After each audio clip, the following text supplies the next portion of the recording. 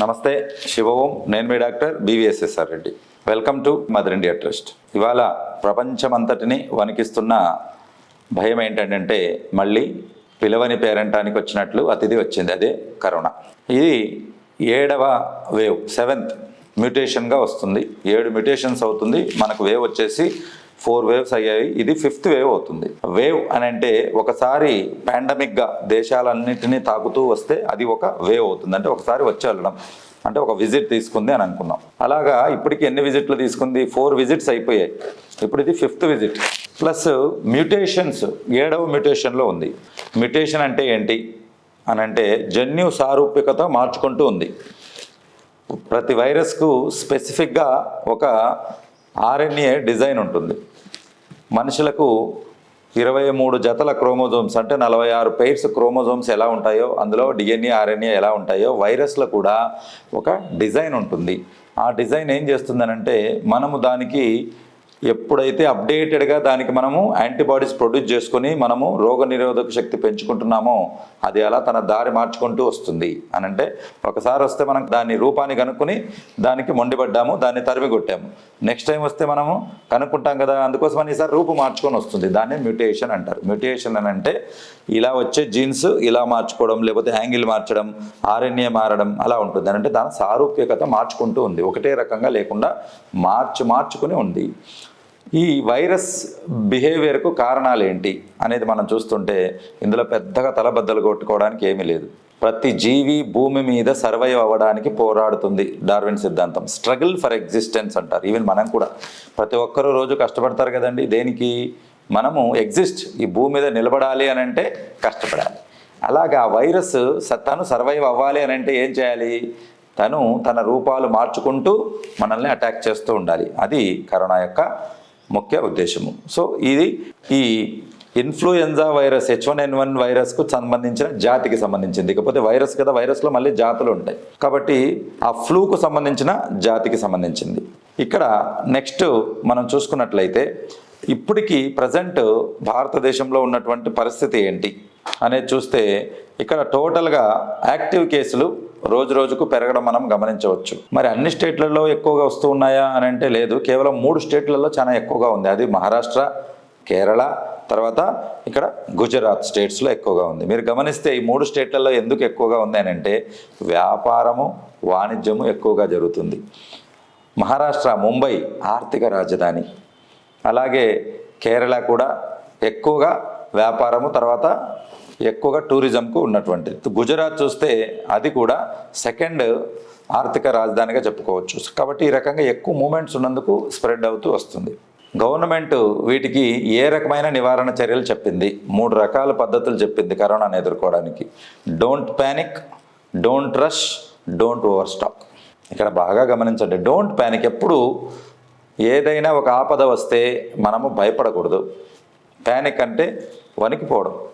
ఎప్పుడైతే భయపడతారో mind block అవుతుంది. Mind block అయినప్పుడు మనకు సమస్య నుంచి బయటపడేదానికి సొల్యూషన్ దొరకదు. కాబట్టి ఏం చేయకూడదు? ప్యానిక్ అవ్వకూడదు. చేయకూడని విషయాల్లో నెంబర్ 1.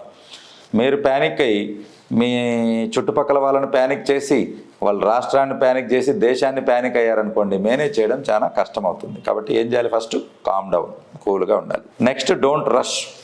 అవసరం ఉన్నా లేకపోయినా హాస్పిటల్కి రన్ చేయడం, రష్ కావడం అని అంటే పరిగెత్తడం. అవసరం ఉన్నా లేకపోయినా భయపడిపోయి అందరినీ భయపెట్టడం, వాళ్ళందరినీ కూడా ఆసుపత్రులకు పయనించేలా చేయడం, ప్రైవేట్ కావచ్చు, గవర్నమెంట్ కావచ్చు. కాబట్టి డోంట్ రష్ అన్నారు. అదేంటి మరి హాస్పిటల్కి వెళ్ళకపోతే మనం కనుక్కోవడం ఎలా అని మీరు అనుకోవచ్చు. ఇక్కడ ఏంటనంటే లక్షణాలను బట్టి ఏ వైరస్ జబ్బైనా దానికి ఒక ఇంక్యుబేషన్ పీరియడ్ ఉంటుంది. ఇంక్యుబేషన్ పీరియడ్ అంటే ఒక వైరస్ కానీ బ్యాక్టీరియా కానీ మన శరీరంలోకి ఎంటర్ అయ్యి వాటి లక్షణాలను ప్రొడ్యూస్ చేసి జరపవలసిన నష్టాన్ని కానీ లేదా ఏమీ చేయకుండా కానీ బయటికి వెళ్ళిపోవడం. ఈ పీరియడ్ను ఇంక్యుబేషన్ పీరియడ్ అంటారు. ఇప్పుడు గుడ్డు నుంచి పిల్ల రావడానికి ఇంక్యుబేషన్ పీరియడ్ 21 days. కాబట్టి అలాగే ఈ జబ్బు మనకు వచ్చాక దాటి పర్యవసానాలు తెలియడానికి ప్లస్ వాటి ఎండింగ్ డేట్, ప్రతిదానికి ఒక ఎండింగ్ ఉంటుందండి. టైఫాయిడ్కి ఉంటుంది, మలేరియాకు ఉంటుంది, 14 రోజులు టైఫాయిడ్ ఉంటుంది, మలేరియాకు వచ్చేసి 1 month వరకు ఉంటుంది. ఈ రకంగా ఒక్కొక్క దానికి ఒక్కొక్కటి ఉంటుంది.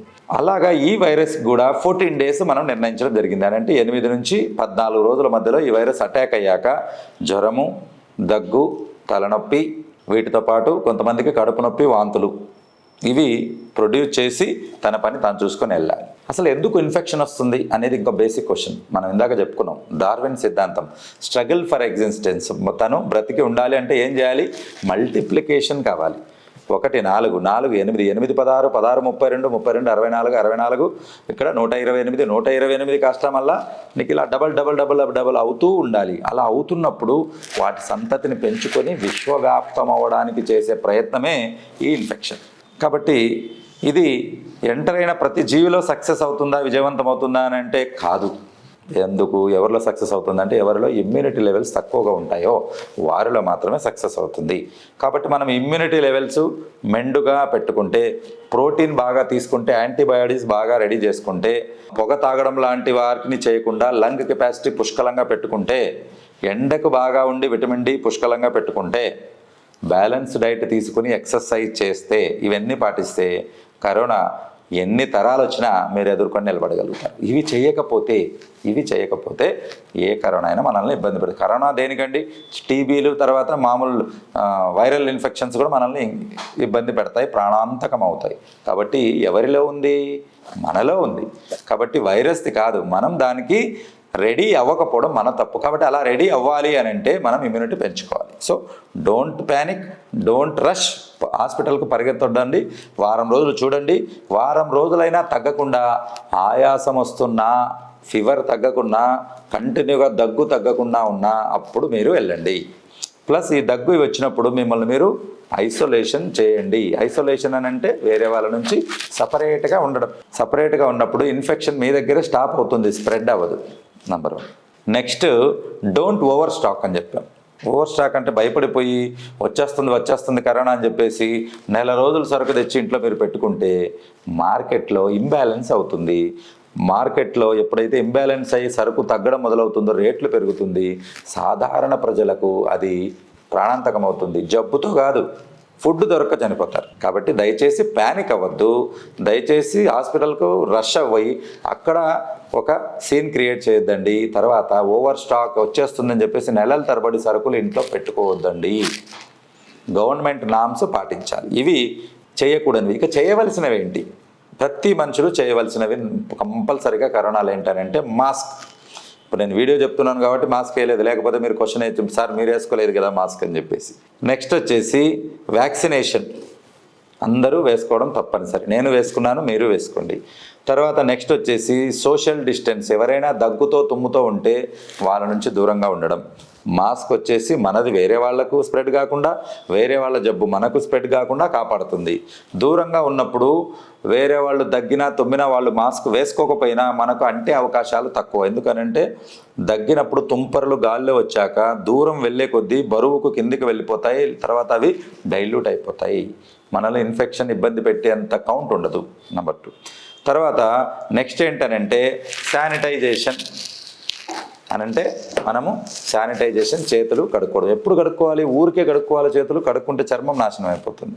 కాబట్టి మనకు ఎక్స్పోజర్ ఉన్నప్పుడు, దగ్గు జలుబుతో ఎవరైనా ఉన్నప్పుడు, లేదా మనకు అనిపించినప్పుడు హాస్పిటల్, ల్యాబ్లు, మెడికల్ ల్యాబ్లు, డాక్టర్ క్లినిక్స్ ఇవి అటెండ్ అయినప్పుడు, డాక్టర్ క్లినిక్ వెళ్ళినప్పుడు కడుక్కోవాలంటే 100% కంపల్సరీగా చేతులు శానిటైజేషన్ చేసుకోవాలి. ప్లస్ ఇవి రిస్క్ జోన్లో ఉన్నప్పుడు, రిస్క్ జోన్లో అని అంటే ఎవరైతే ఎక్కువగా కరోనా పేషెంట్ ఉంటారో అటువంటి వార్డ్స్లో కానీ అటువంటి వీధుల్లో కానీ తిరిగినప్పుడు. సో ఈ విషయాలు మీరు పాటించి బ్యాలెన్స్డ్ డైట్ తీసుకుంటే కంపల్సరీగా అందరూ కూడా కరోనా నుంచి బయటపడతారు. చేయవలసినవి ఇవి, చేయకూడనివి ఈ వస్తువులు.